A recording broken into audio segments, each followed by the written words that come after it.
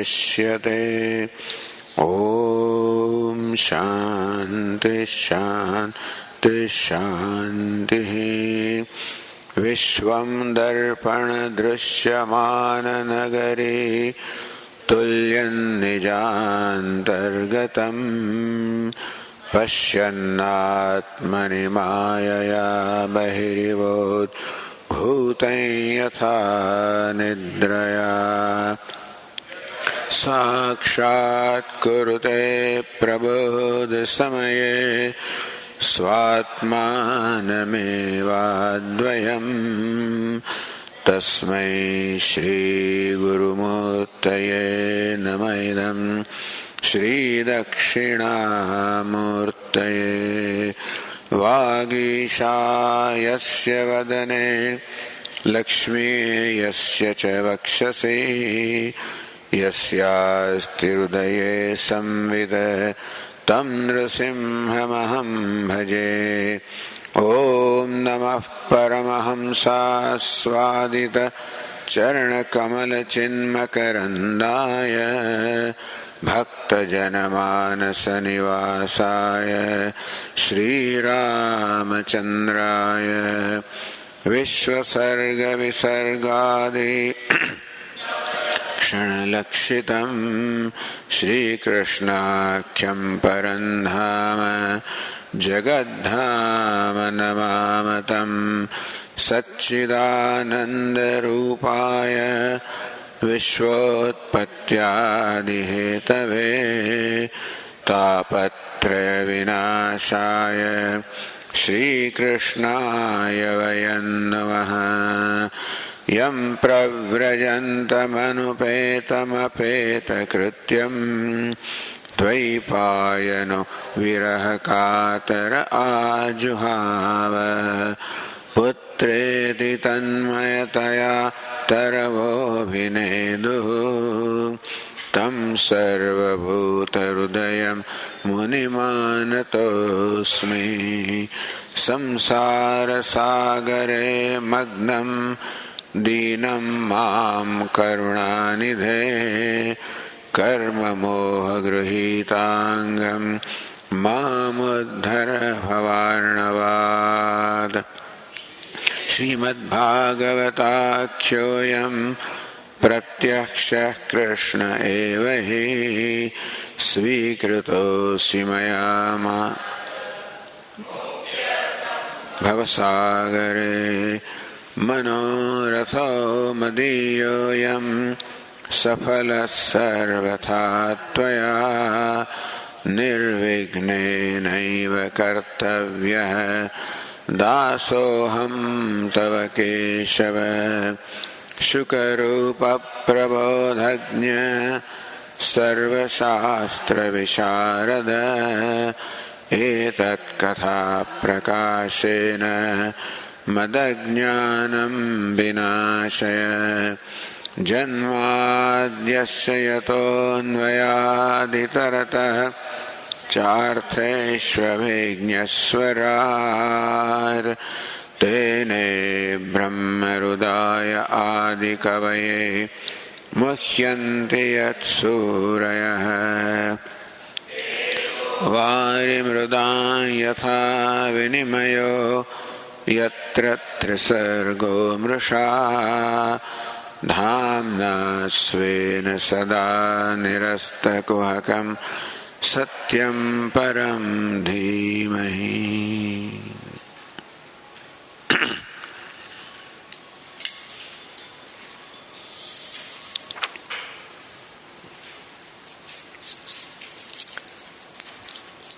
आठमा स्कंदना 15મા અધ્યાયમાં પરીક્ષિત રાજા સુખદેવજી મહારાજને પૂછે છે કે શ્રીહરિ સ્વયં સર્વના સ્વામી છે. પરીક્ષિત રાજા પૂછે કે શ્રીહરિ તો સ્વયં સર્વના સ્વામી છે, તો પછી એ વામન અવતારની વાત પૂછે છે. તો પછી આ દીનહીનની જેમ રાજા બલિની પાસે એમણે 3 પગલા પૃથ્વી કેમ માગી? ભગવાનને માગવું શું કામ પડે ભાઈ? સ્વયં સ્વામી છે. 3 પગલા પૃથ્વી માંગી અને બલિએ 3 પગલા પૃથ્વી આપી. ભગવાનને જે જોયું હતું તો એ મળી ગયું. અને તોય પાછો બલિનો બાંધ્યો કેમ? પોતાને જે જોયું હતું એ મળી ગયું તો એ કેમ બલિને બાંધ્યો? પરીક્ષિત કે આ વાતનું મારા મને બહુ કૌતૂહલ છે કે સ્વયં પરિપૂર્ણ યજ્ઞેશ્વર ભગવાન યાચના કરે પરિપૂર્ણ અને નિરપરાધનું અપરાધહીનનું બંધન કરે. આ બંને ભગવાન માટે અસંભવ વસ્તુ છે. એ સંભવ કેવી રીતે બની? અમે એ જાણવા ઈચ્છીએ છીએ. ત્યારે સુખદેવજીએ કહ્યું, આખી કથા કઈ બધી, કયા સંજોગોમાં ભગવાનને દીનહીનની માફક બલિરાજાને માંગવું પડ્યું વગેરે. એ પરીક્ષિત, જ્યારે પેલો દેવ દાનવોનું સમુદ્ર મંથન એમના વડે થયું તો આપણે એ કથા જોઈ કે ભગવાન શિવજીએ હલાહલ વિષ્ણુપાન કર્યું. પછીની કથા આપણે જોઈ નથી, પણ જાણીતી કથા છે કે કેવી રીતે અમૃત છેવટામાંથી નીકળ્યું. ભગવાન ધન્વંત રૂપે અમૃતનો કુંભ લઈને પ્રગટ થયા અને દેવતાઓ દાનવે છીનવી લીધું. ભગવાને મોહિનીનો અવતાર ધારણ કર્યો. દાનવોને પ્રલોભિત કરીને લઈ લીધો એમની પાસેથી. દેવતાઓને અમૃત વહેંચી લીધું. દેવતાઓ શક્તિશાળી થયા, દાનવો નિર્બળ થયા. એટલે ઇન્દ્રએ બલિરાજાને હરાવી દીધો અને બધી બલિરાજાની સંપત્તિ છીનવી લીધી. અરે એના પ્રાણ પણ લઈ લીધા. ત્યારે ભૃગુના પુત્ર શુક્રાચાર્ય પોતાની સંજીવની વિદ્યાથી બલિરાજાને સજીવન કર્યો. અંતેથી બલિરાજા શુક્રાચાર્યનો શિષ્ય થયો. એને પોતાનું સર્વસ્વ પોતાના ગુરુના ચરણમાં અર્પિત કરી દીધું અને તન મન સર્વ રીતે ગુરુજીની અને સમસ્ત ભૃગુ વંશના બ્રાહ્મણોની સેવા કરવા લાગ્યા. કોણ? બલિરાજા. આ ભૃગુવંશી બ્રાહ્મણો ખૂબ પ્રભાવશાળી હતા, તપશ્ચર્યાથી વગેરેથી. પોતાની સેવા થવાથી ભૃગુવંશના બ્રાહ્મણો બલિરાજા પર ખૂબ પ્રસન્ન થયા. એ જાણે છે કે બલિરાજાને સ્વર્ગની ઉપર વિજય પ્રાપ્ત કરવો છે, સ્વર્ગ મેળવવું છે. તો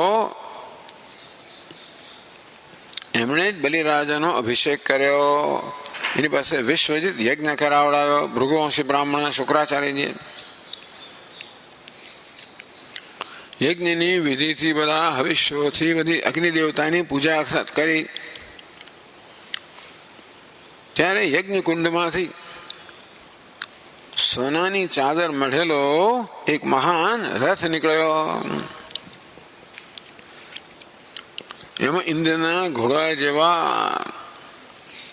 લીલા રંગના કે ભૂરા રંગના ઘોડાઓ જોડેલા હતા. સિંહના ચિહ્નયુક્ત ધ્વજા એના પર હતી વગેરે વગેરે.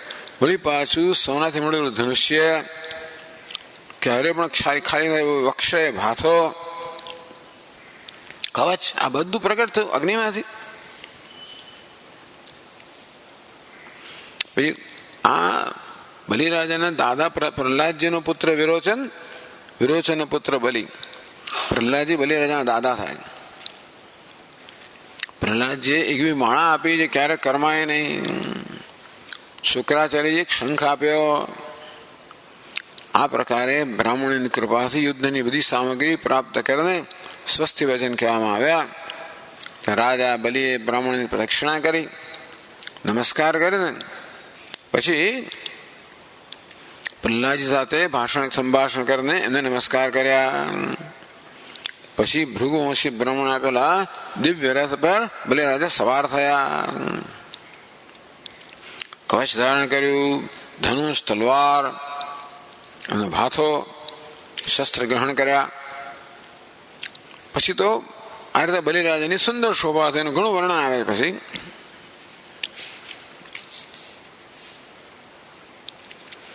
આ તો ભાગવતમાં તો બલિરાજાનું બહુ સુંદર લાંબુ વર્ણન છે બધું. બાજુ ભુજામાં સોનાના બાજુ બંધ છે, કાનોમાં મકરાકૃતિ કુંડલ છે, વગેરે વગેરે. પોતાના રથ પર બેઠા બલિરાજા એવા શોભાયમાન છે ને અગ્નિકુંડમાં અગ્નિ પ્રજ્વલિત ન થઈ રહ્યા હોય.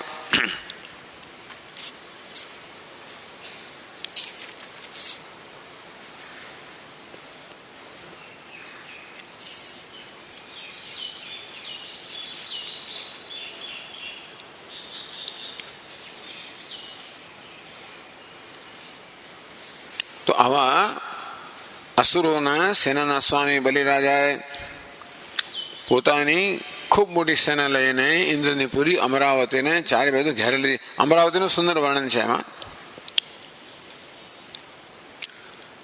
ઇન્દ્ર પત્નીઓના હૃદયમાં ભયનો સંચાર કરનારો શંખ એમણે શંખનાદ કર્યો. આ બલિરાજા શંખનો ધ્વનિ સર્વત્ર ફેલાઈ ગયો. ઇન્દ્રે જોયું કે આ બલિરાજાએ તો ખૂબ મોટી તૈયારી કરેલી છે, એટલે દેવતાઓ સાથે પોતાના ગુરુ બૃહસ્પતિ પાસે ગયા. ઇન્દ્રરાજા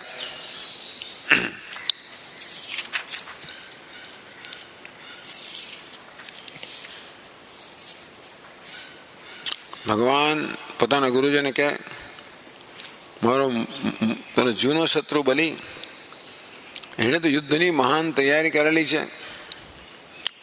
મને એવું લાગે છે કે અમે લોકો એનો સામનો નહીં કરી શકીએ. સમજ નથી પડતી કે કઈ શક્તિના કારણે બલિરાજામાં આટલું બધું બળ આવી ગયું છે. સમજ નથી પડતી. હું જોઉં છું કે અત્યારે બલિરાજાનો વેગ એવો છે કે કોઈને રોકી શકે એમ નથી. એ પ્રલયની આગની સમાન વૃદ્ધિ પામેલા છે. લાગે છે જાણે કે આખા વિશ્વને પી ન જાય, જાણે કે દશેય દિશાઓ પોતાની જીભથી ચાટી ન જાય, એવા આ પ્રલયની આગ સમાન જણાય છે. આપ કૃપા કરીને બતાવો કે આ શત્રુની આટલી બધી વૃદ્ધિ થઈ, આટલી ઉન્નતિ થઈ, તો એનું કારણ શું?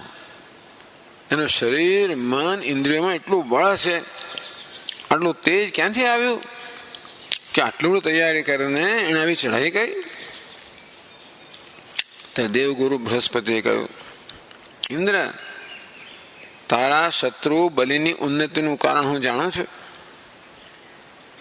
બ્રહ્મવાદી ભૃગુવંશીઓએ શિષ્ય પોતાનો શિષ્ય બનાવીને એને મહાન તેજ વગેરે શક્તિઓ એને પ્રદાન કરી છે. શક્તિનો ખજાનો બનાવી દીધો છે. સર્વશક્તિમાન ભગવાન સિવાય તમારા જો ભગવાનને છોડીને બીજું કોઈ નથી. ઇન્દ્ર, તું પણ નથી કે બલિનો સામનો કરી શકે. માટે તમે લોકો સ્વર્ગને છોડીને ક્યાંક જઈને છુપાઈ જાઓ અને એવા સમયની પ્રતીક્ષા કરો જ્યારે તમારા શત્રુ બલિનું ભાગ્ય ચક્ર પલટાઈ જાય, ત્યાં તમે રાહ જુઓ. અત્યારે તો બ્રાહ્મણના તેજથી આ બલિની ઉત્તરોત્તર વૃદ્ધિ થઈ રહી છે. એની શક્તિ અત્યંત વધી ગઈ છે. એ જયારે બ્રાહ્મણનો તિરસ્કાર કરશે ત્યારે પછી પોતાના પરિવાર સાથે નષ્ટ થઈ જશે. બૃહસ્પતિજી ગુરુ છે ને, દેવતાઓના સમસ્ત સ્વાર્થ અને પરમાર્થના જ્ઞાતા છે. એમણે જયારે દેવતાઓને આ પ્રકારે સલાહ આપી ત્યારે દેવતાઓએ સલાહનું પાલન કર્યું. બધા દેવતાઓ સ્વેચ્છાનુસાર રૂપ ધારણ કરીને સ્વર્ગ છોડીને ચાલી ગયા.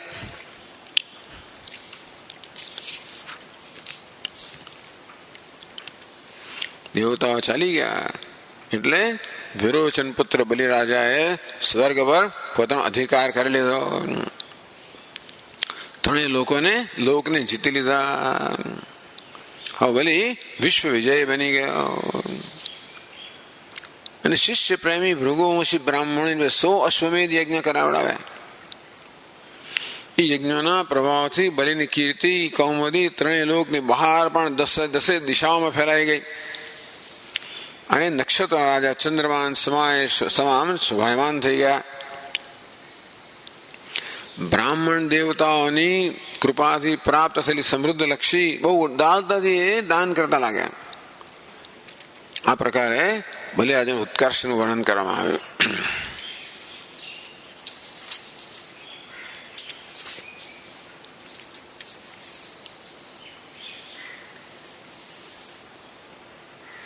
આ પ્રકારે દેવતાઓ જ્યારે સ્વર્ગમાંથી ભાગી ગયા અને છુપાઈ ગયા અને દૈત્યોએ સ્વર્ગ પર પોતાનો અધિકાર સ્થાપિત કર્યો, ત્યારે દેવતાઓની માં અદિતિને અત્યંત દુઃખ થયું. એ બિચારી અનાથ જેવી થઈ ગઈ. એમના પતિ નામ હતું કશ્યપ, જે પ્રજાપતિ હતા. અને કશ્યપ રાજા સામાન્ય રીતે તપશ્ચર્યામાં જ રહેતા હોય એટલે હતા નહીં. એ તો બહુ દિવસો પછી જ્યારે પ્રભાવશાળી કશ્યપ મુનિની સમાધિ તૂટી ત્યારે અદિત્યના આશ્રમ પર આવ્યા.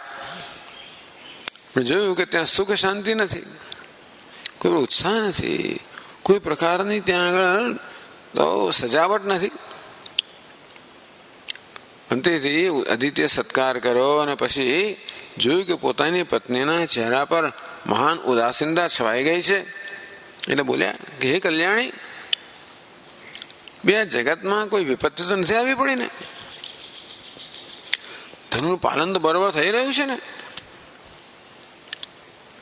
કરાલ કાલની દાળમાં પડીને લોકોનું કે અમંગળ તો નથી થઈ રહ્યું ને? કેમ ઉદાસ જણાય છે તું?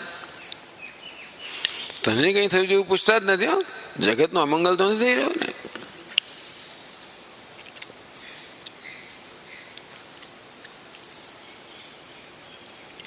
એવું તો બન્યું નથી ને કે કુટુંબના ભરણ પોષણમાં તું એટલી વ્યગ્ર થઈ ગઈ હોય કે કોઈક મહેમાનો આવ્યા હોય તારી પાસે સન્માન પ્રાપ્ત કર્યા વગર ચાલી ગયા હોય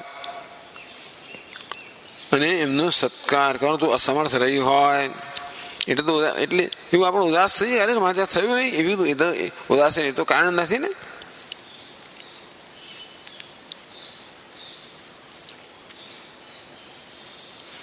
એવું બને કે હું જ્યારે અહીંયાથી ગયો ત્યારે તારું ચિત્ત ઉદ્વિગ્ન થઈ ગયું છે. શક્ય છે કે ઉદ્વિગ્નતાને કારણે તે અગ્નિમાં હવિષ્યમાં અગ્નિમાં હવન ન કર્યું હોય. એટલે સ્ત્રીઓ હવન કરતી હશે ને, એટલે તે હવન ન કર્યું હોય એવું તો નથી બન્યું ને.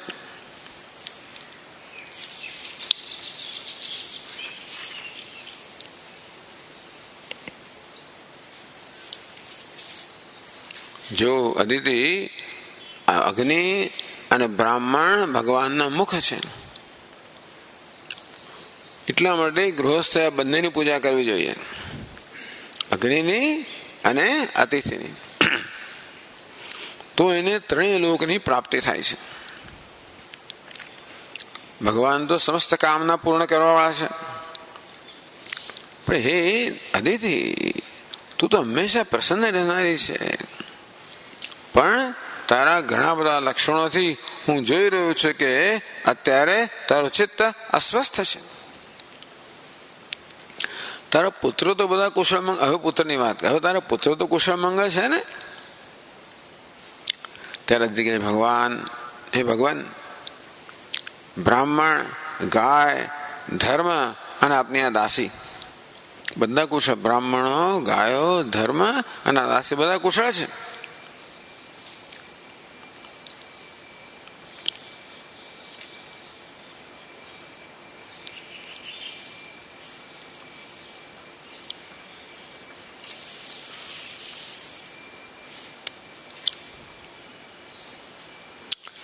પરંતુ આપને તો કઈ નથી.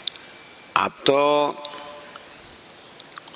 કારણ કે દેવતાઓ પણ કશ્યપના પુત્ર છે, અસુરો કશ્યપના પુત્ર. અદિત્યના પુત્ર દેવતાઓ, દિત્યના પુત્ર દૈત્ય, એટલે એમને મારા પિતા છે. આદિત્યના પુત્રો દેવતાઓ છે, દિતિ તો એની સપત્ની છે, દૈત્ય તો દૈત્યના પુત્ર છે. હે ભગવાન, એમાં સંદેહ નથી કે આપને તો બધા સંતાનો પ્રત્યે અસુરો હોય કે દેવતાઓ, આપ તો સમાન ભાવ રાખો છો. છતાં પણ સ્વયં ભગવાન પણ પોતાના ભક્તોની અભિલાષા પૂર્ણ કરે છે. હે સ્વામી, હું આપની દાસી છું, આપ મારી ભલાઈના સંબંધમાં જરા વિચાર કરો. આ સમાન દ્રષ્ટિ ના ચાલે ભાઈ. सर्वधर्म संभाव नहीं चलेगा, क्योंकि सर्वधर्म समान नहीं है, सब पुत्र समान नहीं है. मर्यादा बालक प्रभो, शत्रुए અમારી સંપત્તિ રહેવાનું સ્થાન સુધી છીનવી લીધું છે, આપ અમારી રક્ષા કરો. બળવાન દૈત્યએ મારું ઐશ્વર્ય, ધન, યશ, પદ બધું છીનવી લીધેલું છે અને અમને ઘરની બહાર કાઢી મૂક્યા છે. આ પ્રકાર હું દુઃખના સમુદ્રમાં ડૂબી રહી છું.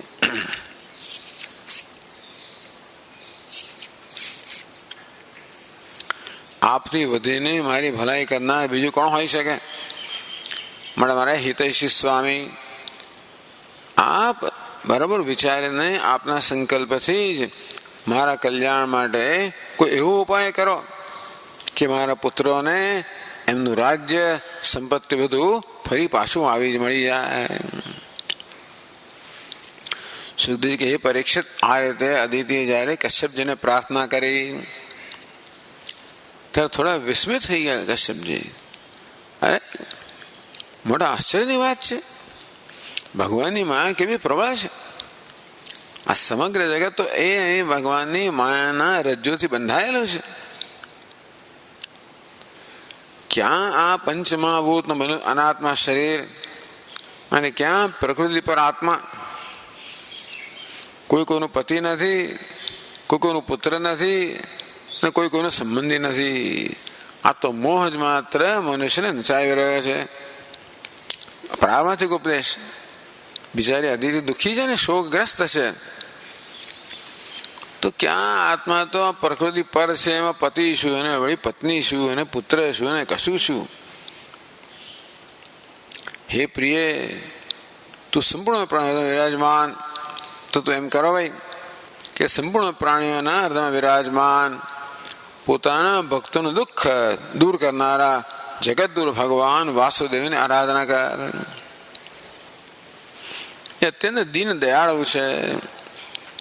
અવશ્ય શ્રીહરિ તારી સર્વ કામનાઓ પૂર્ણ કરશે.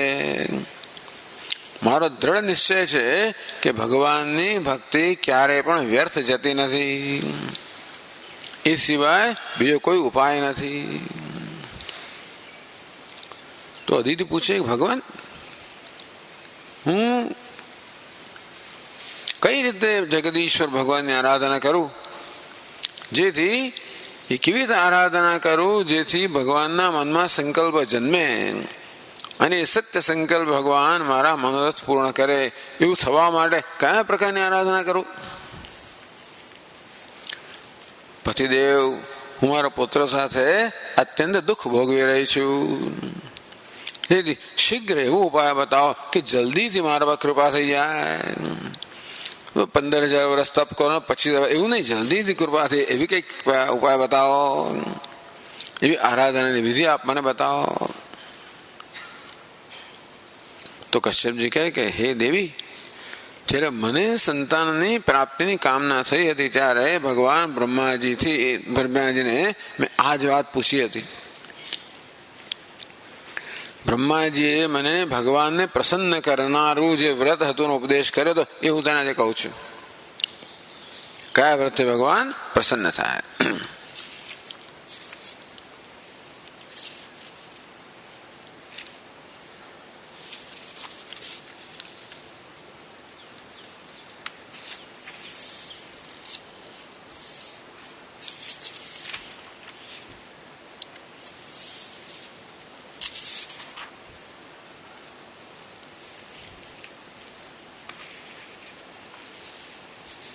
કહે છે કે ફાગણ મહિનાના શુક્લ પક્ષમાં 12 દિવસ સુધી કેવળ દૂધ પીને મોટું વ્રત.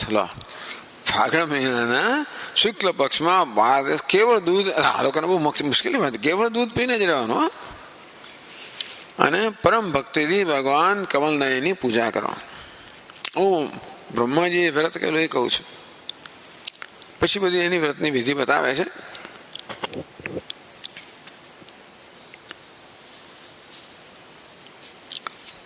કે અમાવાસ્યાના દિવસે મળી શકે તો સુવરથી ખોદી, સુવર હોય ને ઘૂંડ, એની ખોદેલી જમીન હોય એની માટીથી પોતાનું શરીરને બરોબર સ્નાન કરવાનું, નદીમાં સ્નાન કરવાનું.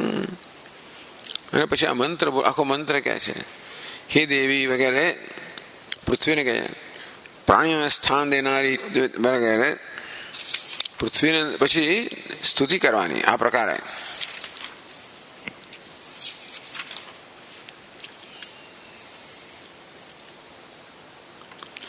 ત્વમ દેવ્યાદિવરાહેણ રસાયા સ્થાનમિચ્છતા ઉદ્ધતાસી નમસ્તુભ્યમ પાપમાન મે પ્રણાશે. હે દેવી, પ્રાણીઓને સ્થાન આપવાની ઈચ્છાથી વરા ભગવાને રસાતળમાં તમારો ઉદ્ધાર કર્યો હતો. તમારા મને નમસ્કાર છે, મારા તમને નમસ્કાર છે. ભગવાન દેવી મને પાપો, આ મંત્ર આપ્યો. ત્વમ દેવ્યા દેવી આદિવરાહેણ રસાયા સ્થાનમિચ્છતા ઉદ્ધતાસી. રસાતલમાંથી ભગવાન વરાહ ભગવાને ઉદ્ધાર કર્યો પ્રાણીઓને. પૃથ્વી જતે પ્રાણીઓ રહે ક્યાં બિચારા? પૃથ્વી જ રહી ગયો. હિરણ્યાક્ષ અને રસાતળમાં લઈ ગયો. પ્રાણીઓ રહેવાનું કોઈ સ્થાન ન રહ્યું. તો પ્રાણીઓને રહેવાનું સ્થાન પાછું મળે માટે હે પૃથ્વી દેવી, ભગવાન વરાહે રસાતળમાંથી તમારો ઉદ્ધાર કર્યો હતો. નમસ્તુભ્યમ પાપમાન મે પ્રણાશ. હે દેવી, આપને નમસ્કાર છે, આપ મારા પાપ. આ પ્રકારનો મંત્ર કરો. અમાવાસ્યાના દિવસે ભૂંડ વડે ખોદાયેલી માટીથી શરીરને સાફ કરીને નદીમાં સ્નાન કરીને પૃથ્વીને પછી આ પ્રકારે મંત્ર કરો. પછી ઘણી બધી વસ્તુ કહે છે.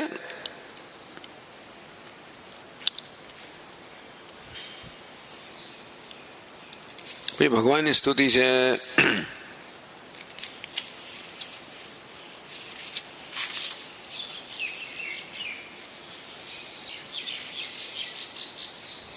ભગવાનને પ્રસન્ન કરવા માટે સ્તુતિ છે.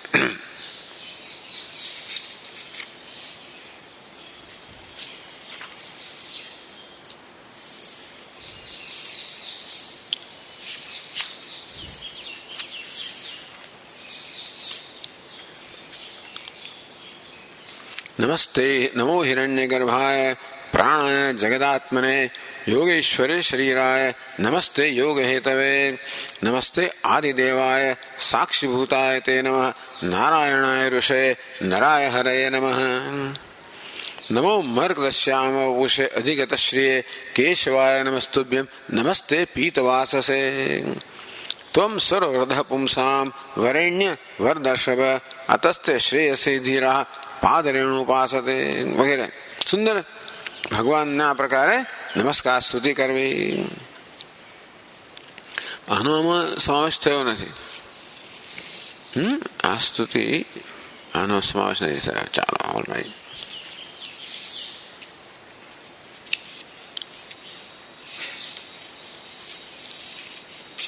આ પ્રકારે સ્તુતિ પૂજા એની બધી વિધિ ને બધું કહે છે કશ્યપ ઋષિ.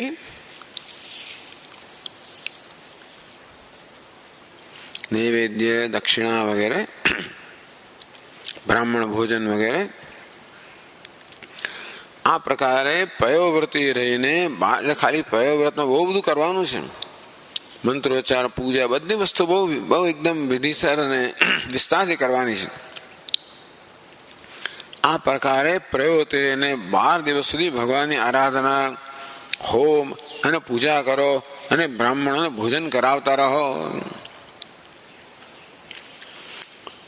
ફાગણની સુદ પ્રતિપદા એકમથી માંડીને 13 સુધી બ્રહ્મચર્ય કરવાનું, પૃથ્વી પર શયન કરવાનું, 3 વખત સ્નાન કરવાનું,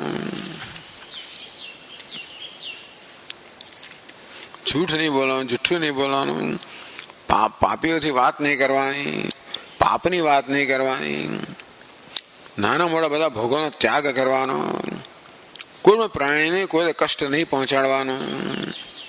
આ પ્રકારે ભગવાનની આરાધનામાં જ 12 દિવસ લાગેલા રહેવાનું. 13 દિવસે બધા બ્રાહ્મણો દ્વારા બધી ભગવાનને, વિષ્ણુ ભગવાનને સ્નાન કરાવવું અને બધી ખૂબ પૂજા કરવી. પછી ખીર બનાવીને ભગવાનને અર્પણ કરવી વગેરે.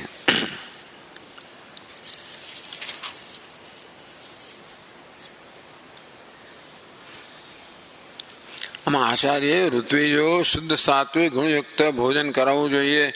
બીજા બ્રાહ્મણ આવેલા અતિથિઓને શક્તિ અનુસાર ભોજન કરાવવું જોઈએ. એટલે ભોજન ને બ્રાહ્મણોનું ભોજન બહુ મહત્વની વસ્તુ છે. પછી સ્વયં ભોજન કરવાનું. આટલું થયું. નાચ ગાન સ્તુતિ વગેરે વગેરે. પ્રિય આ ભગવાનની શ્રેષ્ઠ આરાધના છે. એનું નામ છે પયોવ્રત. બ્રહ્માજીએ જેવું મને બતાવ્યું હતું એ જ પ્રકારે મેં તને બતાવી દીધું છે. હે દેવી, તું તો ભાગ્યવતી છે. પોતાની ઇન્દ્રિયોનો વશમાં કરી દે. શુદ્ધ ભાવથી અને શ્રદ્ધાપૂર્ણ ચિત્તથી આ વ્રતનું સારી રીતે અનુષ્ઠાન કરો દેવી. એ દ્વારા અવિનાશી ભગવાનની આરાધના કરો. હે કલ્યાણી, આ વ્રત છે ભગવાનને સંતુષ્ટ કરનારું છે. એટલા જ માટે એનું નામ સર્વ યજ્ઞ કે સર્વ વ્રત એવું પણ એનું નામ છે. પયોવ્રત તો ખરું જ. આ બધી તપસ્યાનો સાર અને મુખ્ય દાન છે. ખરેખર જેને ભગવાન પ્રસન્ન થાય. બહુ સારો નિયમ કોને કહેવાય, ઉદયમ કોને કહેવાય, નિયમ કોને કહેવાય, તપશ્ચર્યા, દાન, વ્રત, યજ્ઞ આ કોને કહેવાય? જેને ભગવાન પ્રસન્ન થાય. જેને ભગવાન પ્રસન્ન થાય એ જ સાચો નિયમ, એ જ ઉત્તમ યજ્ઞ, એ જ વાસ્તવ તપસ્યા, એ જ દાન, એ જ વ્રત અને એ યજ્ઞ છે. પણ હે દેવી, સંયમ અને શ્રદ્ધાથી તમે આ વ્રતનું અનુષ્ઠાન કરો. ભગવાન શીઘ્ર તમારા પર પ્રસન્ન થશે, તમારી અભિલાષા પૂર્ણ કરશે.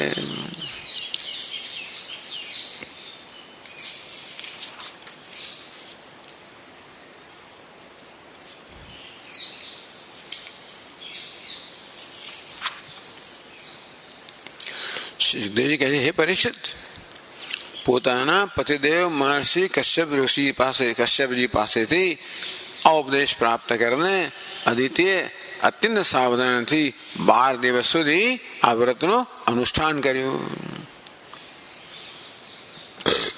બુદ્ધિને સારથી બનાવીને, મનની લગામથી, ઇન્દ્રિય દુષ્ટ ઘોડાઓને પોતાના વશમાં કરીને, એકનિષ્ઠ બુદ્ધિથી ભગવાન પુરુષોત્તમનો એ ચિંતન કરતી રહી. એને એકાગ્ર બુદ્ધિથી પોતાના મનને સર્વાત્મા ભગવાન વાસુદેવમાં પૂર્ણ રૂપથી લગાવીને પયોવ્રતનું અનુષ્ઠાન કર્યું. ત્યારે પુરુષોત્તમ ભગવાન એમની સમક્ષ પ્રગટ થયા. ભગવાન કેવા હતા? હે પરીક્ષિત, ભગવાને પિતાંબર ધારણ કર્યું હતું. એમની 4 ભુજાઓ હતી. શંખ ચક્ર ગદા એમના હાથમાં હતા. પોતાના નેત્રોની સામે ભગવાન એકદમ જ પ્રગટ થયેલા જોઈને અદિતિ એકદમ ઉઠીને ઊભી થઈ ગઈ અને પ્રેમથી વિહ્વળ થઈને પૃથ્વી પર એકદમ પડીને એને દંડવત પ્રણામ કર્યા.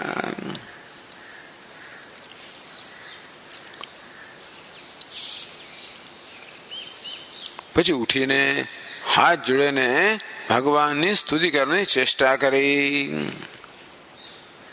પરંતુ નેત્રોમાં આનંદના આંસુ એકદમ જ વહી આવ્યા. એનાથી બોલાયું પણ નહીં. સમગ્ર શરીર પુલકિત રોમાંચ થઈ રહ્યો છે. દર્શનથી આનંદો લાસથી અંગો કાપી રહ્યા છે. આનંદથી એ ચૂપચાપ ઉભી રહી ગઈ. હે પરીક્ષિત, એ કહે છે, પ્રીત્યા શનૈ ગદગદયા ગિરા હરિમ તુષ્ટાવસાદે વ્યદિતિ કુરુદ્વઃ. હે કુરુદ્વઃ, જાત જાતના સંબોધનો છે. પરીક્ષિત કુરુદ્વઃ, કુરુકુલનો નિર્વાહ કરનાર હે કુરુદ્વઃ. હે પરીક્ષિત, સા દેવી અદિતિ કેવી છે? ભગવત વ્રત અનુષ્ઠાના તેજ દેવી. સા દેવી અદિતિ. દેવી કોને કહેવાય? દ્યોતમાના દેવી, જે અત્યંત તેજસ્વી, જે પ્રકાશમય છે. તો અદિતિ આમ દેવીની જેમ પ્રકાશમય દિવ્ય તેજથી જાણે પ્રકાશમય છે. કેવી રીતે?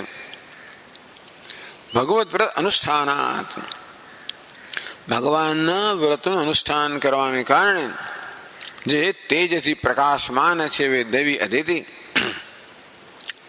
પ્રીત્યા અત્યંત પ્રીતિપૂર્વક શનૈહી ધીમે ધીમે ગદગદયા ગિરા, ગદગદ વાણીથી, ગદગદ કોને કે વચ્ચે અટકી પડે, ગદગદ વાણીથી હરિમ તુષ્ટાવ, એમણે ભગવાનને ગદગદ વાણીથી ભગવાનની સ્તુતિ કરી. હરિમ દુઃખ હર્તારમ ભગવંતમ. તો જ્યારે જ્યારે શબ્દનો પ્રયોગ થાય ત્યારે એનું પ્રયોજન ને ભગવાન હરિને એમની સ્તુતિ કરી. કોણ હરિ છે? દુઃખ હર્તારમ, જે સર્વના દુઃખનું હરણ કરનાર છે. ભગવાન હરિની અદિતિએ ગદગદ કંઠેથી ધીમે ધીમે સ્તુતિ કરી. હવે વર્ણન સુંદર છે. ઉદ્વીક્ષતી સા પીબતી ચક્ષુષા રમાપતિમ યજ્ઞપતિમ જગતપતિમ. ભગવાનના સંબોધનો છે. ભગવાન રમાપતિ, યજ્ઞપતિ, જગતપતિ. રમાપતિ લક્ષ્મીજીના પતિ. તો ટીકાકાર કહે છે કે ભાઈ લક્ષ્મીજી ક્યારે ઉત્પન્ન થયા? સમુદ્ર મંથનમાં લક્ષ્મીજી ઉત્પન્ન થયા. તો લક્ષ્મીજીએ ભગવાન નારાયણનું જે વિષ્ણુ હતા એમનું દર્શન કર્યા. ભગવત સૌંદર્ય દર્શન. આ ક્યારની વાત છે?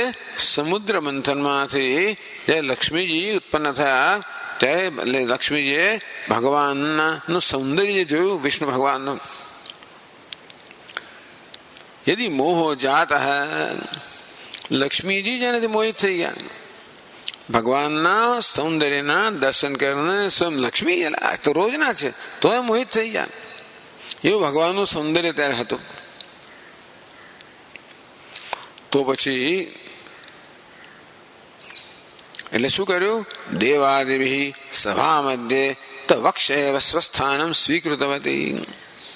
કોઈ પ્રકારનો સંકોચ રાખ્યા વગર બધા દેવતાઓ હાજર હતા. તો પણ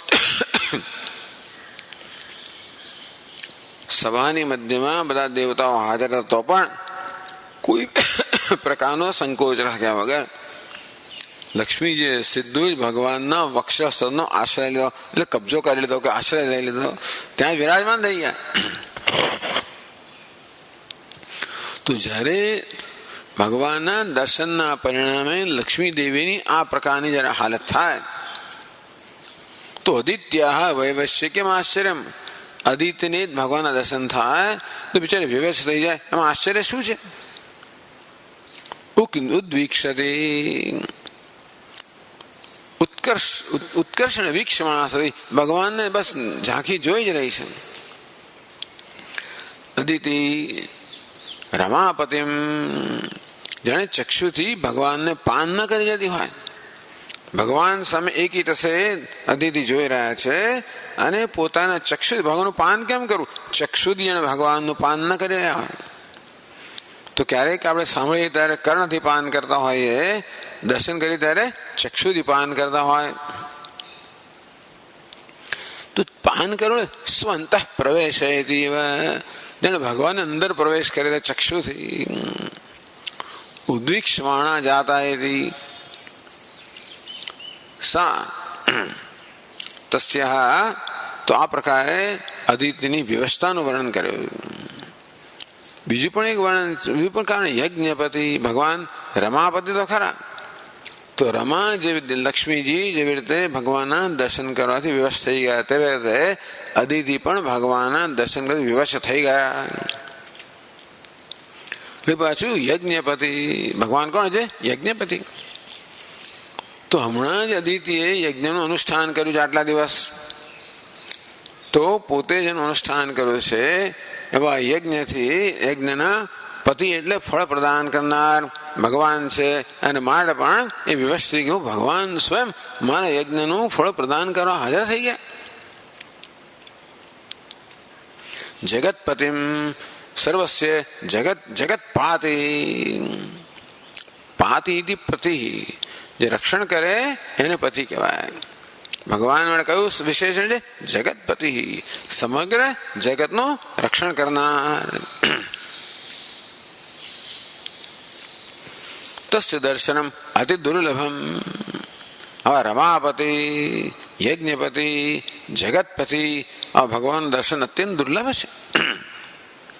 તો હવે 3 શ્લોકની અંદર અદિતિ ભગવાનની સ્તુતિ કરે છે. તત્કૃતામ સ્તુતિમ દર્શયતી, 3 શ્લોકની અંદર અદિતિ ભગવાનની સ્તુતિ કરે છે. તો આપણા 480 પાના પર વામન અવતારનો પ્રસંગ છે. હજી ભગવાનનો અવતાર થયો નથી. આ તો અદિતિની તપશ્ચર્યાથી પ્રસન્ન ભગવાન પ્રગટ થયેલા છે. અને ત્યારે પહેલા અદિતિ ભગવાનની સ્તુતિ કરે છે. યજ્ઞેશ યજ્ઞ પુરુષાચ્યુત તીર્થપાદ,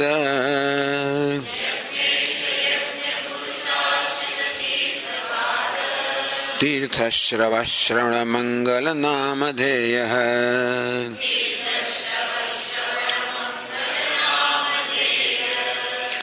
આપન્ન લોક વૃજનોપશમોદયાદ્ય,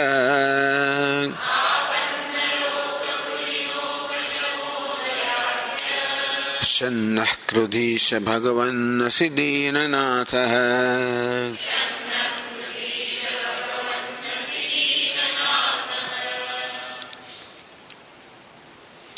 યજ્ઞેશ યજ્ઞ પુરુષ અચ્યુત તીર્થપાદ તીર્થશ્રવ. આવા 5 નામથી ભગવાનને સંબોધન કરે છે. તબ અશક્યમ કિમપી નાસ્તિ, હે ભગવાન આપના માટે કશું જ અશક્ય નથી એવું સૂચન કરે છે. કે ખૂબ બધા સંબોધન દ્વારા અદિતિ સૂચન કરી રહ્યા છે કે ભગવાન આપના માટે કશું જ અશક્ય નથી એવું સૂચન કરતા કરતા પોતાના સુખ માટેની પ્રાર્થના કરે છે. હે યજ્ઞેશ, ભગવાન કોણ છે? યજ્ઞેશ, અનેકવિધ યજ્ઞાનામ ફલદાતા. યજ્ઞેશ કોણ? અનેક પ્રકારના યજ્ઞેશ, યજ્ઞના ઈશ્વર એટલે યજ્ઞના ફળદાતા. જ્યારે બધા સાધકો અનેક યજ્ઞ કરતા હોય, યજ્ઞનું ફળ કોણ પ્રદાન કરે? ભગવાન મળે. કોણ છે? યજ્ઞના ફલદાતા. અને અધિયજ્ઞ કહો. દેહેસ્મિન પુરુષ. તો કે આ કહ્યું ને ભગવાન અધિયજ્ઞ કોણ છે? અધિયજ્ઞોહમયાત્ર દેહેસ્મિન દેહે દેહ ભૃતાંબર. અધિયજ્ઞ કહો, યજ્ઞેશ કહો, યજ્ઞ કર્મનું ફળ પ્રદાન કરનાર કહો. પછી કહે છે યજ્ઞ પુરુષ, સ્વયં યજ્ઞ. યજ્ઞના પદ પર સ્વયં યજ્ઞ. યજ્ઞો વૈ વિષ્ણુ ઇતિ શ્રુતે યજ્ઞ સ્વરૂપતયા ઉપાસનીય પુરુષ. તો ભગવાનની ઉપાસના કેમ કરવી? તો યજ્ઞના રૂપમાં યજ્ઞની જ્યારે ઉપાસના કરીએ યજ્ઞ દ્વારા, કારણ કે યજ્ઞના રૂપમાં ભગવાન જ છે. કેવું સરસ ને! યજ્ઞો વૈ વિષ્ણુ. આમ ભગવાન વિષ્ણુ સ્વયં યજ્ઞના રૂપમાં છે. અંતેથી એ પ્રકારે યજ્ઞની ઉપાસના કરી તો ભગવાન વિષ્ણુની ઉપાસના થાય. એટલે આ યજ્ઞ છે ભગવાન વિષ્ણુની ઉપાસનાનો એક ઉત્તમ આપણે સાધન બતાવવામાં આવ્યું. હે યજ્ઞ પુરુષ. હે અચ્યુત, ન ચ્યવંતી ભક્તા. અચ્યુત એટલે કોણ? જે ક્યારે પોતાના સ્વરૂપથી ચ્યુત નથી થયા. પણ અહીંયા શું અચ્યુત? જેના ભક્તો ક્યારે પણ પોતાના ચ્યવન પામતા નથી. ભગવાન તો અચ્યુત હોય. અચ્યુત કેવા છે? તો કે ભગવાન કેવા છે? જેમના ભક્તોનું ક્યારે પતન થતું નથી. એ ભગવાનની મહાનતા છે. ભક્ત તો બિચારો ઠીક છે. નમે ભક્ત પ્રણશ્યતિ. ભક્તની મહાનતા નથી, નમે ભક્ત ભગવાનની મહાનતા છે. તો ભગવાન અચ્યુત છે એટલે કઈ રીતે? ભગવાનના ભક્તોનો ક્યારે પણ પતન થાય જ નહીં. એવો આપ છો. બીજા બધાના ભક્તોનું પેલા સાથે પતન થઈ જાય પણ ભગવાન તો ના થાય, પણ એના ભક્તોનું પણ ના થાય. એટલે ભક્ત રક્ષક ભગવાન કેવું છે? આપ ભક્તનું રક્ષણ કરનારા છો. અંતેથી ક્યારે પણ આપના ભક્તનું પતન ના થાય. હે અચ્યુત. એ તીર્થ પાદ. તો જેનું પાદ છે એ તીર્થ સ્વરૂપ છે એમ કહેવાય. ભગવાનનું ચરણ તીર્થ સ્વરૂપ છે. સકળ તીર્થ મારા સદગુરુ ચરણમાં, એવું છે ને, કહે છે ને, અમારા સદગુરુના ચરણ બધા જ તીર્થ છે. અહીં કે તીર્થ તીર્થાની ગંગાદિની પાદયસ્ય. આમ તો ભગવાનના ચરણ કમળમાંથી ગંગાજીનો આવિર્ભાવ થયેલો જ છે, તો જાણીતી કથા છે. આમાં જ આવશે કે ભગવાન પોતાનું ચરણ ઊંચું કરતા કરતા બ્રહ્મલોકમાં જશે ત્યારે બ્રહ્માજી પોતાના કમંડલના જળથી ભગવાનના ચરણો પ્રક્ષાલન કરશે. એ જે જળ દેવ નથી, ગંગા નદી બની ગયો. તો ગંગાજીનો ઉદ્ભવ નહીં થતો હોય ભગવાનના ચરણને શું કહેવું? બધા જ તીર્થો ત્યાં રહેલા છે. એટલે કહે છે ભગવાન તો કહે છે કે સર્વ પાપ નિવાર્તક. તીર્થ કોને કહેવાય?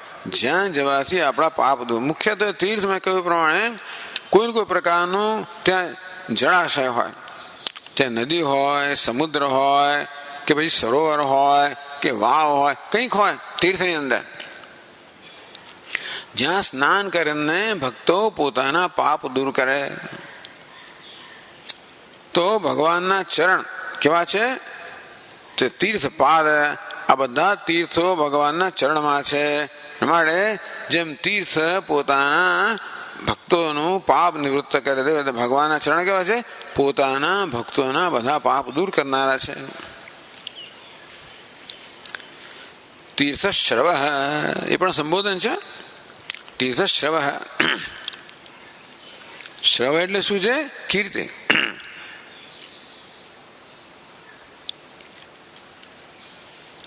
તીર્થ રૂપમ સર્વપાદ શ્રવ.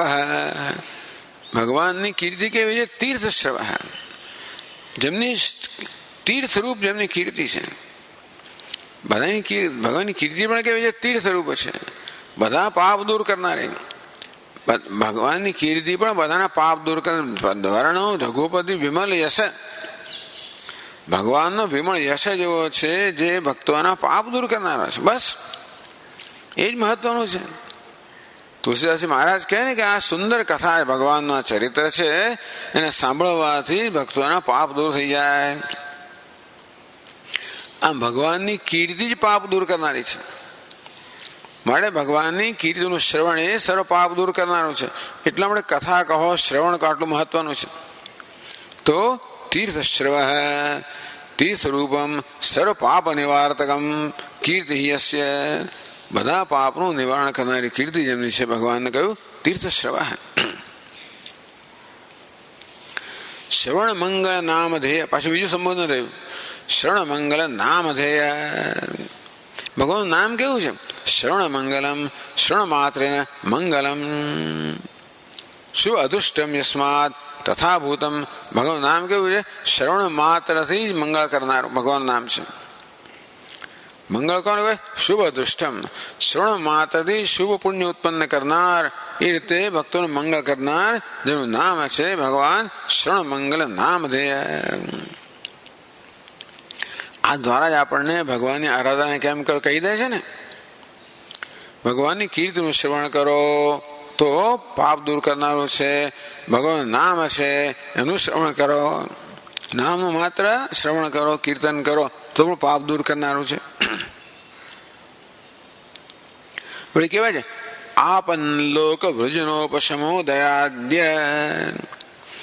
આપન લોક વૃજનોપશમોદય એવું નામ છે.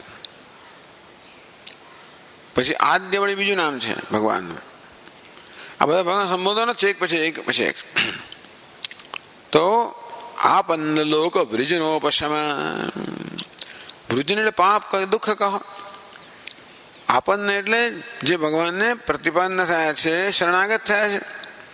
આપન્ના નામ લોકાનામ વૃજનસ્ય ઉપશમાય યસ્ય ઉદય. ભગવાનનો ઉદય શેના માટે થયો છે? ભગવાન ક્યારે પણ અવતાર લે, ક્યારે પણ દર્શન આપે, શેના માટે છે? આપન્ના નામ ભગવાનને પ્રપન્ન થયેલા, શરણાગત થયેલા જે એમના ભક્તો છે એમના દુઃખ ઉપશમાય, દુઃખને નિવૃત્તિ કરવા માટે. તો હંમેશા ભગવાનના અવતાર પોતાને શરણાગત થયેલા ભક્તોના દુઃખને દૂર કરવા માટે જેમની આવિર્ભાવ હોય છે. એવા આપન્ન લોક વૃજન ઉપશમ. ઉપશમ એટલે શાંત થઈ જાય. વૃજન એટલે પાપ, લોક એટલે ભક્ત, આપણને શરણાગત. શરણાગત થયેલા ભક્તના પાપ જે દૂર કરે છે, જેને માટે દૂર કરવા માટે જેમનો આવિર્ભાવ થયો છે. એવું કેમ ભાઈ કે ઉચિતમ તબ એ તત, એ આપણા માટે ઉચિત છે. કેમ? સર્વ કારણત્વાદિ, ભગવાન જગતનું કારણ છે. એટલે પિતા છે, માતા છે, તો માતા પિતાનું તો હંમેશા એવું લાગે જ ને, પોતાના જે સંતાનો હોય દુઃખ દૂર કરવા માટે એમને તો લાગે જ ને. આપ તો જગતનું કારણ છો, જગતના માતા પિતા છો. તેથી આપને શરણાગત થયેલા ભક્તોના દુઃખ દૂર કરવા હંમેશા તમારું, હંમેશા માં દોડતી જ આવે. બાળકને કંઈક ગડબડ થઈ તરત દોડતી આવે. બાળકથી દોડી ના શકાય હોય, બિચારું નાનું હોય ને, પડી ગયું હોય, રે પે રડતું હોય, આ કઈ હોય, કીડી કડી ગઈ, થઈ ગયું હોય ને, ત્યારે માં દોડતી આવે. તેમ ભક્તોને કઈ મુશ્કેલી પડે તો ભગવાનનો આવિર્ભાવ થાય, દોડતા આવે ને ભક્તોને પોતાના એમના દુઃખમાંથી મુક્ત કરે. કઈ જગતનું કારણ છે, જગતના માતા પિતા આદ્ય. પણ એવું છે ને કે ઘણી વાર તમે દોડતા આવો તો ખરા, પેલાને ઉચકાતો જ ના હોય તો સામર્થ્ય પણ જોઈએ ને. ટૂંકમાં ઘણી વાર બાળકો હવે જાડા પાડા થઈ ગયા, માં બિચાર ઉચકી જ ના શકે. જ્યારે મોટું થાય ને 2-3 ઉચકાય નહીં. એટલે માત્ર દોડી આવો એટલું પૂરતું નથી, પરંતુ એ ભક્તનું રક્ષણ કરવાનું સામર્થ્ય આવવું જોઈએ. એ ટૂંકમાં મારો બાળક છે, એને કદાચ કૂતરું ભસતું હોય ને હું ભાગી જતો હોઉં તો શું કરું? એટલે દોડી આવવું પૂરતું નથી, પણ સામર્થ્ય. ભગવાન કેવા છે? ઈશ સામર્થ્ય અપેક્ષિતમ. ભક્તનું દુઃખ દૂર કરવા માટે ભગવાનના સામર્થ્ય પણ જોઈએ. એ સિવાય ભગવાન દુઃખ દૂર ના કરી શકે. ભગવાન ઈશ. ઈશ્વર કોણ? નિયંતા, સર્વ નિયંત. હે ભગવાન, આપ સર્વ નિયંતા છો, એવું આપ સર્વશક્તિમાન છો, એવું કશું જ નથી જેમાંથી આપ ભક્તને ઉગારી ના શકો. ભગવાન કેમ ઈશ્વર છે? કેમ નિયંતા છે? ભગવાન હે અચિંત્ય અનંત ઐશ્વર્યાદિમત. ભગવાન કોને કહેવાય? ષડવિધ ઐશ્વર્ય ધરાવનારા ભગવાન કહેવાય છે અચિંત્ય. આપણી કલ્પનાની બહાર અનંત એવું ઐશ્વર્ય ધરાવનારા આપ છો. મળે આપ સર્વશક્તિમાન છો, સર્વ નિયંતા છો. અંતેથી બધા ભક્તોનું દુઃખ દૂર કરવાની શક્તિ ધરાવનાર છે. એટલું જ નહીં, પરંતુ આપ તો માતા પિતા છો, પણ હંમેશા પોતાના સંતાનોને દાજ આપનામાં હોય. માટે જે ભક્ત આપને શરણાગત થયા છે, દુઃખ દૂર કરવા માટે આપ તરત દોડી આવો છો.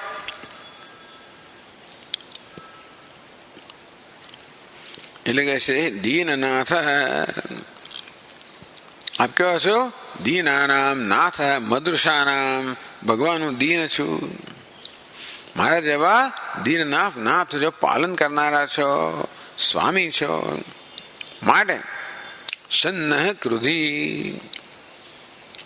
મળે હે ભગવાન, ન અસ્માકમ શમ ક્રુધિ સંપાદે. મળે ભગવાન અમારા માટે સુખ સંપાદિત કરો. આ બધાની પાસે છે એટલે ઘણા બધા વિશેષણો, ખૂબ બધા વિશેષણોથી ભગવાનને સંબોધન કર્યા. અને એની પાછળનું પ્રયોજન શું છે? ભગવાન અમને સુખ પ્રદાન કરો.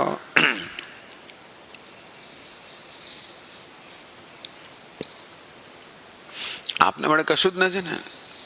આપ તો સાગર સમાન છો, એક બિંદુથી નહીં જાય એવો થાય ઓછું. હા ભગવાન, તમે તો કૃપાના સાગર સમાન છો, એક બિંદુ મને આપશો, તમારું કઈ ઓછું નથી થઈ જવાનું. તેમ હું તો દીન છું, માટે મને દુઃખ નિવૃત્ત કરો, મને સુખ પ્રદાન કરો.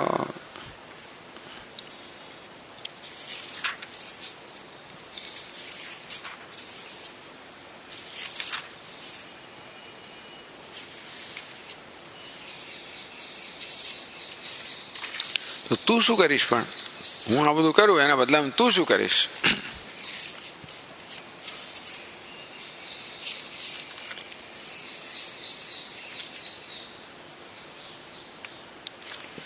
ભગવાન અહમ તો નમન વ્યતિરેકેણ ન કિમપી કર્તું શક્તાયતે. ભગવાન હું તો નમન કરવા સિવાય બીજું કંઈ કરવા શક્તિમાન નથી. જો દૈન્ય ભક્તના ગુણો વાળો દૈન્ય, અને બીજું શું છે કે બસ અનન્ય ગતિ. ભગવાન આપના સિવાય અમારી કોઈ ગતિ છે નહીં. હું અકિંચન, હું કોણ છું? અકિંચન, મારા પાસે કંઈ જ નથી. એટલે આ ભૌતિક સંપત્તિ જવા દો, કોઈ આધ્યાત્મિક સંપત્તિ મારી પાસે નથી. મારો કોઈ ભક્તિ નથી, શ્રદ્ધા કશું નથી મારામાં. હું અત્યંત દીન છું, અકિંચન છું, અને આપને આશ્રિત છું. આપના સિવાય મારો કોઈ આશ્રય નથી. બસ આટલું થઈ ગયો. મત સમઃ પાતકી નાસ્તિ પાપગ્નિ ત્વત્સમાનહિ એવં જ્ઞાત્વા મહાદેવી યથા યોગ્યમ તથા કુરુ. હે દેવી, મારા સમાન કોઈ પાપી નથી, અને તારા સમાન પાપને દૂર કરનારું કોઈ નથી. બસ હવે તારી જે તને યોગ્ય લાગે કર ભાઈ. પાપ દૂર કરનાર તારા સમાન કોઈ નથી, અને મારા સમાન કોઈ પાપી નથી. લે તારા ચરણે છું, માટે તને જે યોગ્ય લાગે તે કરો. अपने हाथ उठाओ, अपने चरण लगाओ, द्वार पड़ा तेरे. बस હું તો આવીને તારા દ્વારે પડ્યો છું ભાઈ, ઉઠાવો, તું તારા ચરણો મૂક. આમ પોતાનું દૈન્ય વ્યક્ત કરે છે. એ આવું ભક્તોમાં આવું દૈન્ય હોય છે. આવું દૈન્ય ન આવે ત્યાં સુધી ભગવાનની શરણાગતિ બરો થાય જ નહીં. જ્યાં સુધી આપણો અહંકાર કોઈને કોઈ રીતે પોતાની જાતને સ્થાપિત કરતો હોય, પોતાનું મહત્વ દેખાડતો હોય, ત્યાં સુધી અંતર રહેવાનું જ છે. જ્યાં સુધી આપણે આપણો અહંકાર જાળવી રાખીએ ત્યાં સુધી એટલું અંતર ભગવાન સાથે રહેવાનું જ. આ દૈન્ય શું બતાવે છે? અહંકાર કોઈ રીતે આડો આવતો નથી. તો કે છે વિશ્વાય વિશ્વભવન સ્થિતિ સંયમાય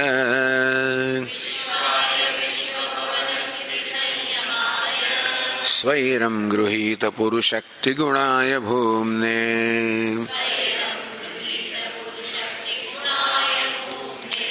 સ્વસ્થાય શશ્વદુપબૃંહિત પૂર્ણબોધ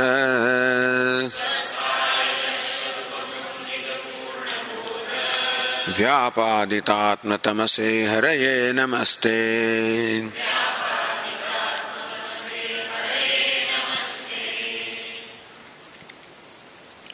3 શ્લોકમાં ઉત્તમ સ્તુતિ છે. વિશ્વાય નમસ્તે, ભગવાન આપને નમસ્કાર. નમસ્કાર કઈ વિભક્તિ આવે? ચોથી વિભક્તિ. સંબોધનમાં સંબોધન પ્રથમ, આગળના શ્લોક બધી સંબોધન પ્રથમા, બધી ચોથી વિભક્તિ છે નમસ્તે. વિશ્વાય સંયમાય ગુણાય સ્વસ્થાય આત્મતમસે હરયે, બધી ચોથી વિભક્તિ.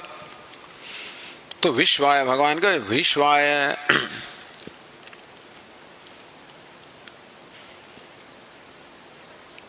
વિશ્વ ભવન શ્રી સિંહ ભૂમને નમઃ. ભૂમન એની ચોથી ભૂમને. ભૂમને મહત્તમાય તુભ્યમ નમઃ. ભૂમન એટલે જે વિસ્તૃત છે, વ્યાપક છે, જે સૌથી મહાન છે. મહત્તમાય જે સૌથી મહાન છે ભગવાન, આપને નમસ્કાર. તો ભગવાન કેમ ભૂમન કેમ છે? ભગવાન વ્યાપક કેમ છે? મહત્તમ કેમ છે? એ કહે છે વિશ્વાય. ભગવાન આપ તો વિશ્વના રૂપમાં છો. ભગવાન આપ તો વિશ્વનું ઉપાદાન કારણ છો. તો માટી બધા ઘડાઓ રૂપી પાત્રનું ઉપાદાન કારણ હોય, તો માટી બધા ઘડાઓમાં વ્યાપ્ત હોય, માટી જ વાસ્તવમાં ઘડાના રૂપમાં હોય, તેમ ભગવાન આપ તો આ વિશ્વનું ઉપાદાન કારણ છો. માટે આપ જ આ વિશ્વના રૂપમાં પ્રગટ થયેલા છો. વિશ્વાય વિશ્વરૂપાય, આપ જ વિશ્વરૂપ છે. તો ભગવાન માત્ર ઉપાદાન કારણ છે એવું નહીં, નિમિત્ત કારણ પણ છે. ભગવાન માટી પણ છે અને કુંભાર પણ છે, જગતના રૂપ પણ છે અને જગતનું સર્જન કરનારા પણ છે. કહે છે કે વિશ્વ ભવન સ્થિતિ સંયમાય. વિશ્વસ્ય ભવનમ ઉત્પત્તિ સ્થિતિ પાલનમ સંયમ ઉપસંહાર. તો બહુવ્રીહી સમાસ, જેમાંથી વિશ્વની ઉત્પત્તિ સ્થિતિ સંયમ જેનામાંથી છે એવા ભગવાન આપ તો વિશ્વ ઉત્પત્તિ કરનાર છો, પાલન કરનાર છો, સંહાર કરનાર. આ કોનું વર્ણન છે? આ નિમિત્ત કારણનું વર્ણન છે. આ વિશ્વમાં સર્વત્ર વ્યાપ્ત છો, વિશ્વ રૂપમાં છો, એ ઉપાદાન કારણનું વર્ણન થયું. આપ જગતનું સર્જન કરનાર છો, પાલન કરનાર છો, ઉપસંહાર કરનાર છો. આ ભગવાનના નિમિત્ત રૂપે વર્ણન થયું. પણ એક જ ભગવાન પ્રશ્ન પૂછે કે અરે હું તો એક છું, તો ઉત્પત્તિ, સ્થિતિ અને સંહાર તો ત્રણ જુદી જુદી વસ્તુ થઈ ને. ઉત્પન્ન કરનાર એક પ્રકારનો માણસ હોય, પાલન કરનાર બીજા પ્રકારનો માણસ જોઈએ, સંહાર કરનાર ત્રીજા પ્રકારનું જોઈએ. તો ઉત્પન્ન કરનાર ઉત્પન્ન જ કરે એ પ્રકારનું એનું મગજ ચાલતું હોય. ઉત્પન્ન કર્યા પછી શું કરવું ખબર ના પડે, પછી એનું જ્યારે મકાન બને પછી એનું પછી પાલન કરવું પડે. કઈ આમ તેમ કઈ થયું ખરું, લીકેજ થયું, પેલું થયું, પેઇન્ટિંગ, સતત પાલન કરનારની વળી મનોવૃત્તિ જુદા પ્રકારની હોય. અને પેલું તોડીને નવું બનાવવાનું હોય તો એ વળી તોડનાર જુદો પાછો. એને ઉત્પત્તિ સાથે સંબંધ નથી ને પાલન સાથે સંબંધ, એનું મગજ જુદા પ્રકાર, તોડવા સાથે સંબંધ છે. આમ જગતનું ઉત્પન્ન કરનાર એક પ્રકારનો હોય, એનું એટલા માટે બ્રહ્માજી કયા, વિષ્ણુ કયા, રુદ્ર કયા. તો પરસ્પર વિરુદ્ધ. ઉત્પન્ન કરવું અને નાશ કરવો વિરુદ્ધ કાર્ય તો ખરા જ ને. આ બધા એક માણસ બધું વિરુદ્ધ કેમ કરી શકે? પોતે જ ઉત્પન્ન કરે, પોતે કે સંહાર કરે, તોડે ના કરે. તો ભગવાન પ્રશ્ન કરે કે હું તો કોઈ પણ માણસ એક જ સ્વભાવ ધરાવનારો હોય તો જેનો તોડવાનો સ્વભાવ છે તોડે જ, અને જેનો ઘડવાનો એ ઘડે. ઘડીને તોડી નાખે એવું તો કઈ ના કરે. તો ઉત્પન્ન કરવું, પાલન કરવું, તોડવું કે નાશ કરવો એ તો બધા વિરુદ્ધ કાર્યો છે. એક જ સ્વભાવનો એક જ વ્યક્તિ આવા પરસ્પર વિરુદ્ધ કાર્ય કેવી રીતે કરી શકે? કે સ્વૈરમ ગૃહીત પુરુષક્તિ ગુણાય, ગૃહીત પુરુષક્તિ ગુણાય. ગૃહીતા પુરુષક્તે હે, પૂर्ण खूब शक्ति धरा प्रकृति. पुरुष शक्ति कहो कि प्रकृति कहो. पुरुष शक्ति गुण प्रकृति है गुणा. ये न तस्मय ભગવાને શું કર્યું છે? આ પ્રકૃતિના ગુણો છે એમને સ્વયં ધારે કરેલા છે. ટૂંકમાં ભગવાન પ્રકૃતિનો રજોગુણ ધારણ કરીને સર્જક બને, સત્વગુણ ધારણ કરીને પાલક બને, તમોગુણ ધારણ કરીને સંહારક બને. એવું છે ને કે કોઈને કઈ તોડ, આમ કોઈને કહેવાથી ભગવાન સર્જન કરતો હોય, કોઈને કહેવાથી પાલન કરતો હોય, કોઈને કહેવાથી સંહાર કરતો હોય તો એક માણસ આ બધું ના કરી શકે. પણ સ્વયં સ્વૈરમ સ્વેચ્છયા જીવત કર્મ વશ્યતયા. આ જીવ છે ને એ બિચારો જે કર્મ કરે છે એ કર્મને વશ થઈને કરતો હોય છે. એનો સ્વભાવ હોય. સર્જન કોઈ એક સ્વભાવ છે એટલે બીજું ના કરી શકે. એ બતક બતક જેવું કામ કરે, કોયલ કોયલ જેવું કરે, કાગડો કાગડાનું કરે, મોર મોરનું કરે, એકબીજાનું ના કરી શકે. દરેક જણ પોતાના કર્મના પરિણામે અમુક પ્રકારનો સ્વભાવ લઈને જન્મ્યા હોય છે. એ સ્વભાવને વશ હોય છે. તો જીવ હંમેશા પોતાના સ્વભાવને વશ હોય. એટલે જીવ પાસેથી પરસ્પર વિરુદ્ધ કરે અપેક્ષા રાખવી મુશ્કેલ છે. સ્વૈરમ સ્વેચ્છા. ભગવાન તો સ્વેચ્છાથી પ્રકૃતિના આ ગુણ જે છે એ ધારણ કરેલા છે. ન તો જીવ કર્મ વશ્ય થયા. જીવની જેમ કર્મથી વશ થઈને એ કશું કરતો નથી, પરંતુ સ્વેચ્છાએ કરનારો છે. એટલા જ માટે સ્વેચ્છાએ એ બ્રહ્માનું રૂપ ધારણ કરે, સ્વેચ્છાએ વિષ્ણુ રૂપ ધારણ કરે, સ્વેચ્છાએ શિવનું રૂપ ધારણ, સ્વેચ્છાથી કરનાર હોવાના કારણે આ બધું કરી શકો. કશું નથી કરતા એટલા માટે. ખરેખર તો ભગવાન પ્રકૃતિ પર છે માટે જન્મ કર્મ છે મેં દિવ્યમ. ભગવાનનું કર્મ દિવ્ય છે. સર્જન કરવું, પાલન કરવું, સંહાર કરવો બધું ભગવાનનું કર્મ છે. પણ કેવું છે? ન કરવા છતાં એટલે તસ્ય કર્તા રવિમામ વિદ્ય કર્તા રમભ્યમ. ભગવાન કે જગતનું સર્જન કરનારું છું, પણ ખરેખર મારી દ્રષ્ટિએ હું કશું કરતો જ નથી. માયા અધ્યક્ષેણ પ્રકૃતિ સુએતે સચરાચરમ, મારી અધ્યક્ષતામાં પ્રકૃતિ સચરાચર પાલન કરે છે, સર્જન કરે છે, પાલન કરે છે. જો કશું કરતા હોત ને તો વિરુદ્ધ વસ્તુ ના કરી શકે. આ તો માત્ર પ્રકૃતિના ગુણોનો આશ્રય લઈને એ પ્રકારના ભગવાન વેશ ભજવતો હોય છે, અને માટે ભગવાન માટે બધું શક્ય છે. ઓહો, તો ભગવાન વેશ લે છે, પાછું ત્રીજો ગુણ ધારણ કરે, સર્જન કરે, પાલન કરે, લય કરે, તો વિકારી થઈ ગયો. વિકાર એટલે પરિવર્તનશીલ ખરું ને. તો કે એવમ સતી વિકારિત્વ આશંક્ય, તો ભગવાન જ આવી રીતે સર્જન કરતો હોય, પાલન કરતો હોય, સંહાર કરતો હોય, બદલાય કરતો હોય, એટલે વિકારી હોય. તો કે નહીં, કે સ્વસ્થાય, આ બધું કરો આપ કહેવાય સ્વસ્થ છો. અપ્રચ્યુત સ્વરૂપાય, એ જ મેં કહ્યું ને, આગળ કહી દીધું. ભગવાન ખરેખર તો સ્વસ્થ છે, એટલે પોતાના સ્વરૂપમાં નિષ્ઠ છે. ભલે આ ગુણોનો આશ્રય લઈને ગ્રહણ કરીને ભિન્ન ભિન્ન પ્રકારના કર્મ કરતો જણાતો હોય, પણ સ્વયં કેવો છે, કંઈ કરતો નથી. માટે સ્વયં સ્વસ્થ છે, પોતાના સ્વરૂપમાં નિષ્ઠ છે. એટલે આ બધું કર્મ કરવા છતાં આપણે ભગવાન કહે છે નિર્વિકાર છે. આ બધું એનું આ રહસ્ય છે. ભગવાનનું આ પ્રકારનું વર્ણન કરવાનું પ્રયોજન શું છે? આપણે પણ એવું કરતા થઈએ.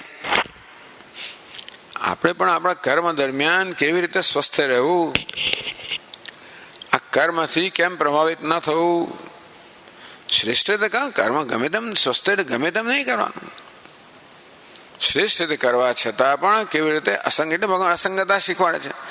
છેક હજી નૈસ્ત્રીય ગુણ્ય ભાવાર્જનો બરાબર છે, વ્યવહારમાં અસંગતા શીખવાડે છે કે કેવી રીતે જે કર્તવ્ય કર્મ કરવાનું હોય એ ગમતું ના હોય. સ્વામી, ગમતું કેમ ના હોય? જે કર્મ હોય એ ગમે છે, ગમાડો. એટલે કે નરેન્દ્રભાઈ બધા કામમાં રસ લો, કામનો આનંદ માણો. જો કર્મનો આનંદ માણશો તો થાક નહીં લાગે. થાક કોને લાગે? જે કામ, જે વેઠ ઉતારે એને થાક લાગે. જે કર્મ કરે છે એને થાક લાગે જ નહીં. એટલે ભગવાન આવું કર્મ કરનારા છે, પ્રેમથી બધું આનંદથી કરનારા છે. શું કામ ના કરે? પણ એવી રીતે ટૂંકમાં કશામાં આસક્ત ના થઈ જાય. અહંકાર નથી કે હું કરી રહ્યો છું એ ભગવાન છે. એટલે આ બધું કર્મ પણ નચમામ તાની કર્માણી નિબધ્નંતિ ધનંજય ઉદાસીન ઉદાસીનમ અસક્તમ તેષુ કર્મસુ. આ બધું પાલન, સર્જન, લય બધું કર્મ કરવા છતાં પણ હું કેવું છું? અનાસક્ત છું. મારે કોઈ કર્મને બંધનરૂપ નથી, સ્વસ્થ છું. ક્યારેય પોતાના સ્વરૂપથી ચલાયમાન થતા નથી. એમ કરીને ભગવાન ત્યાં કહે શંકરાચાર્ય મહારાજ કે જે જીવાત્મા આ પ્રકારે કર્મ કરે એ બંધાય નહીં, બાકીના બધા બંધાય. કથમ એતદપી સંભવતી જડ જીવયો તથા અદર્શના. આવું કેવું બની શકે? આટલું બધું કર્મ તમે કરતા હો છતાં પણ સ્વસ્થ રહો, તો આવું તો આપણે કંઈ જોયું નથી. જગતમાં જડ હોય, જીવ ચેતન હોય, આ બધા કોઈ આમાં આવી કોઈ સ્વચ્છતા દેખાતી નથી કે વિકારી ના થાય.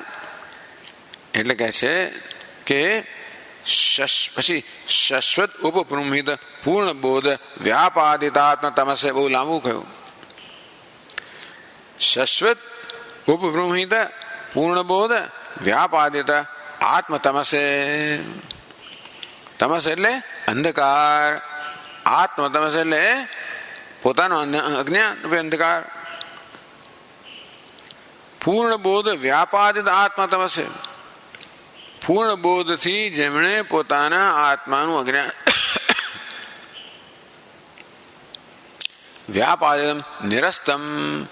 પૂર્ણ બોધની શક્તિને કારણે જેમણે પોતાનું અજ્ઞાન છે એનું નિવારણ કર્યું છે. ભગવાન કેવા છે? જ્ઞાન સ્વરૂપ છે. આ બધું કોને લાગે? અજ્ઞાની થાય આ બધું.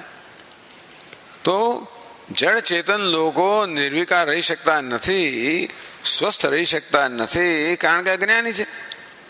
કારણ કે એ બિચારા મલિન સત્વ પ્રધાનમ અજ્ઞાનમ, સત્વ જે છે એ રજોગુણથી તમોગુણથી પ્રભાવિત થઈ ગયા એવા અજ્ઞાનને કારણે જીવ બિચારા પરવશ છે, તેથી એ લોકો વિકૃત થાય છે.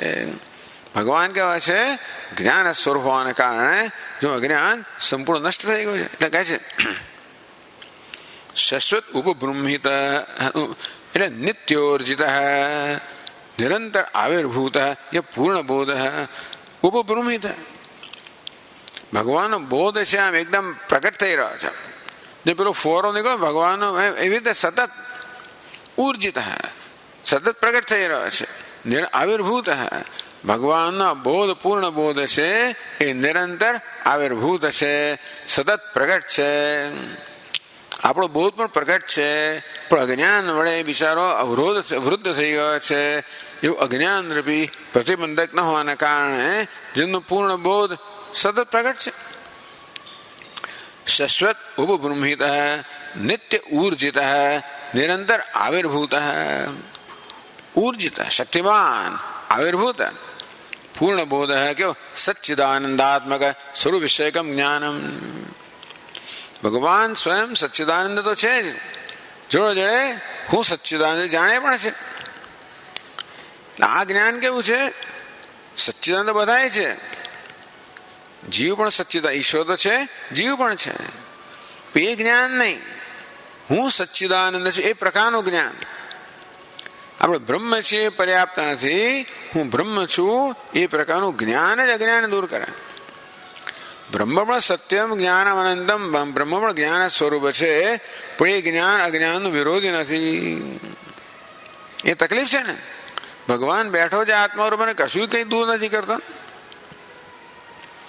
એટલે કેવું જ્ઞાન જોઈએ? વૃત્તિ જ્ઞાન, વૃત્ત્યા રૂઢ ચૈતન્યમ અહમ બ્રહ્માસ્મિ, હું બ્રહ્મ છું એ પ્રકારનું જ્ઞાન જે છે એ જ અજ્ઞાનને દૂર કરનારું છે. તો ભગવાનનું આ એ જ્ઞાન સતત આવિર્ભૂત હોય છે, એને કારણે જેમનું અજ્ઞાન છે એનો સદંતર નાશ થયેલો છે.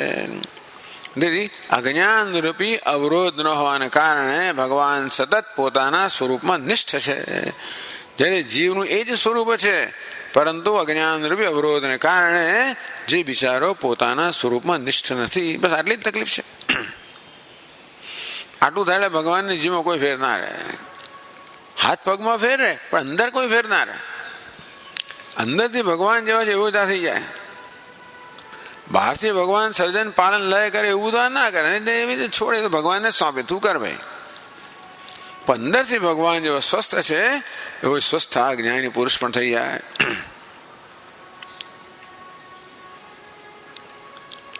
ચાલો ભાઈ, બહુ સરસ. અદિતિ ખૂબ સુંદર કહ્યું હતા. તો ભલે આ પ્રમાણે, પણ તેથી તવ દુઃખમ કથમ નિવર્તે, હું આવો છું એને કારણે તારું દુઃખ બી કેવી રીતે નિવૃત્ત થશે? તો કે છે